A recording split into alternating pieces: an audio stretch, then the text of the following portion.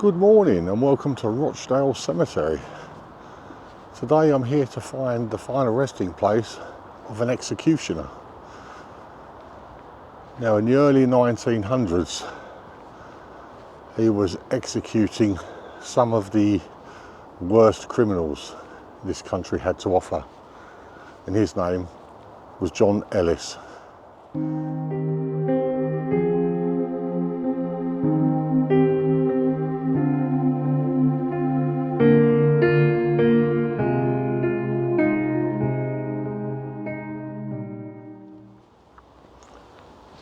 Yeah, John Ellis, he was not happy with what he's doing, so one day he just applied to become an executioner.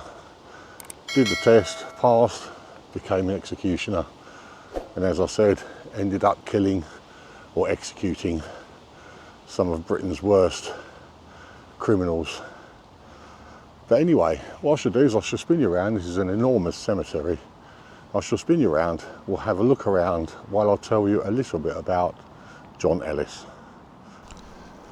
John Ellis was born in Balderstone, Rochdale on the 4th of October 1874. His early career consisted of various jobs which had no hint of what he would eventually become. He started out as a casual labourer working in and around the Manchester area before getting a job in a spinning mill in Bury.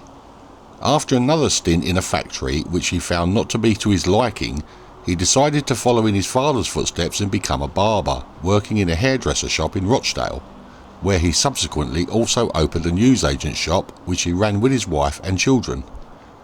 At the age of 22, Ellis applied to the Home Office to become an executioner and was invited to attend training at Newgate Prison.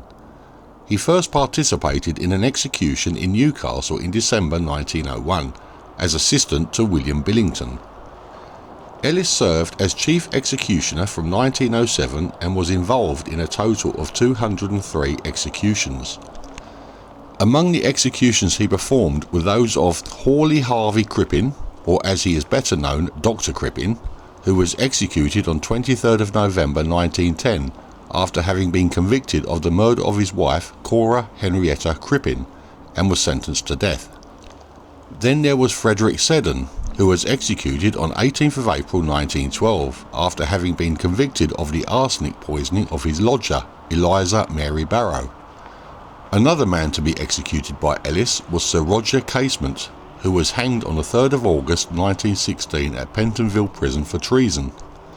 Another was Herbert Rouse Armstrong, who met his end with the aid of Ellis's noose at Gloucester Prison on the 31st of May 1922 for the arsenic poisoning of his wife and the attempted murder of a professional rival, also by arsenic poisoning.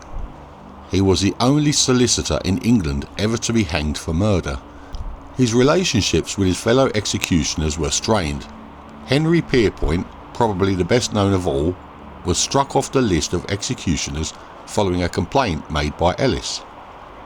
Pierpoint, arriving at Chelmsford Prison slightly intoxicated on the 13th of July 1910, had started a row and would have beaten up Ellis had not wardens intervened. Pierpoint's brother, Thomas, also an executioner, is reported to have said it was impossible to work with him.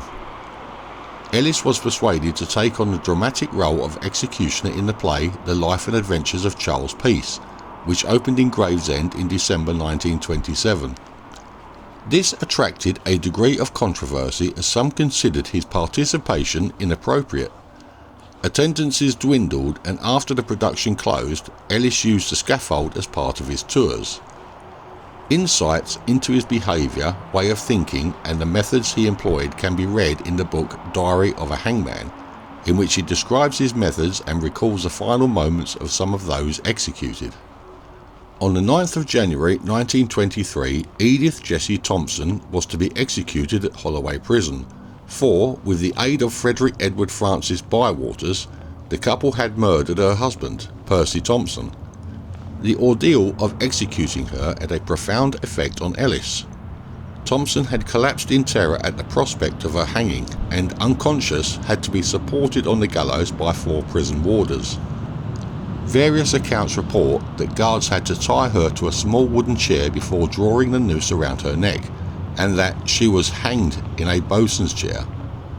This is still considered to be one of the most controversial executions in the history of capital punishment. Ellis also executed John Alexander Rickman on 10th of August 1910, convicted for the murder of John Innes Nisbet. This case was featured on BBC's Murder, Mystery and My Family. On the 13th of August 1915, Ellis hanged serial killer and bigamist George Joseph Smith for the murders of 3 women. This case became known as the Brides in the Bath murders. Ellis resigned from his post in March 1924. Whether this was due to his experience at the Thompson hanging is open to dispute, especially since he performed 11 more executions, amongst which one of them was a woman.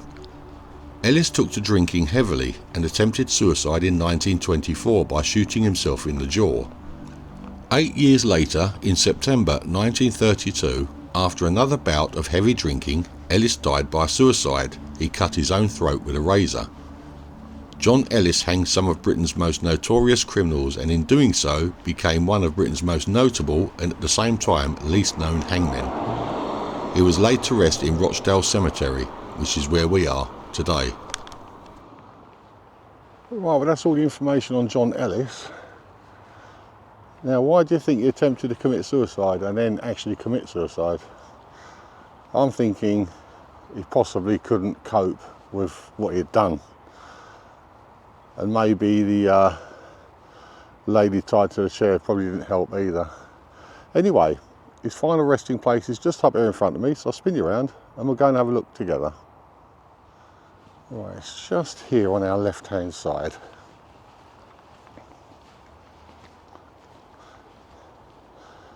Here it is. In loving memory of John Ellis of 3 Kitchen Lane, Rochdale, who died September 20th, 1932, aged 57 years. Also of James William, the beloved husband of Sarah Robinson and son-in-law of the above, who died December 9th, 1943, aged 49 years. Well, that is the final resting place of John Ellis, the executioner.